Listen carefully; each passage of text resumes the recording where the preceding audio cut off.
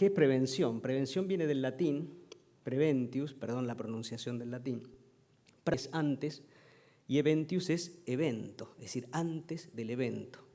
Entonces, de alguna manera, prevenir es hacer algo antes de que ocurra un evento para que éste no ocurra.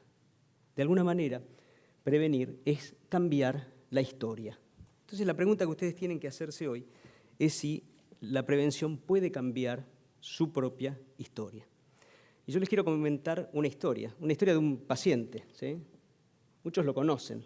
No se asusten, no voy a hablar de política, voy a hablar exclusivamente de medicina. Este es el general Perón. Los que están en el estrado pueden mirar. Se ve ahí. Este es el general Perón, un hombre muy intenso, pero les voy a contar la historia clínica de él. Como se puede ver, desde joven fumó.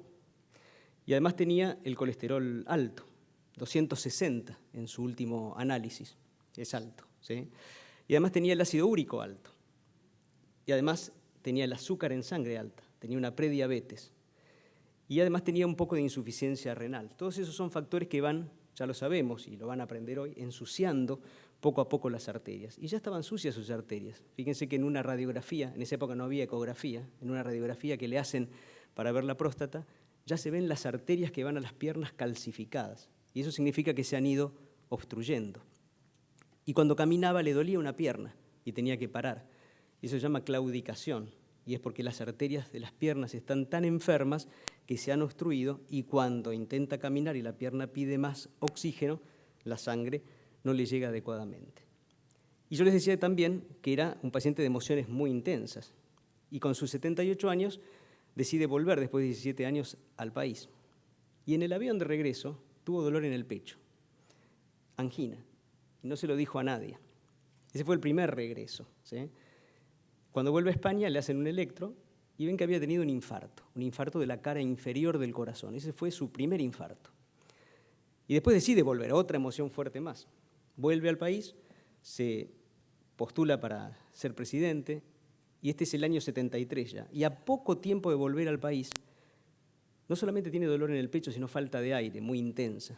Hace un edema pulmonar, algunos pueden saber lo que es, una falta de aire muy intensa de causa, obviamente, cardíaca. Y ese fue su segundo infarto, un infarto de la cara anterior del corazón.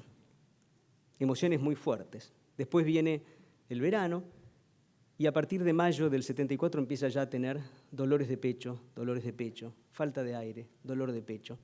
Y finalmente, el 1 de julio, o junio de julio del 74, finalmente fallece de un edema de pulmón de origen de una enfermedad coronaria muy, muy severa.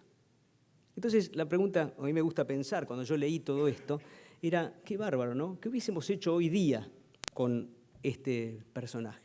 Con nuestra prevención, que no existía en esa época, pero hoy día sí existe. Y yo pensaba, le hubiésemos dicho que deje de fumar. No sé si nos hubiese hecho caso, no siempre nos hacen caso, ¿sí? Pero le hubiésemos dicho que deje de fumar. Le hubiésemos dado estatinas, ¿no? Simvastatina, atorvastatina, rosuvastatina, todas esas que nosotros siempre le damos, que ustedes se quejan que son muy caras, ¿sí? Pero eso baja el colesterol y limpia las arterias.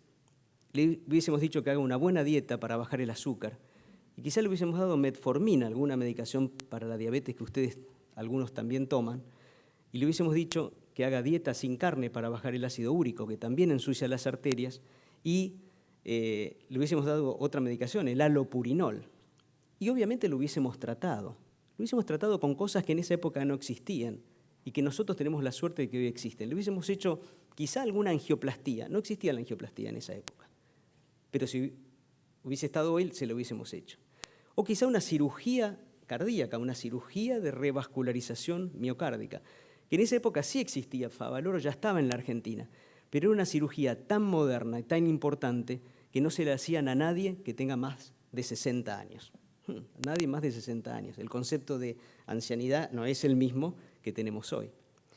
Y quizá, tampoco digo ni si para bien ni si para mal, esos cuidados de prevención hubiesen cambiado la historia del país. ¿No será que los buenos cuidados en prevención también pueden cambiar tu historia? Y eso es lo que los invito a pensar en el Congreso de hoy. Muchas gracias.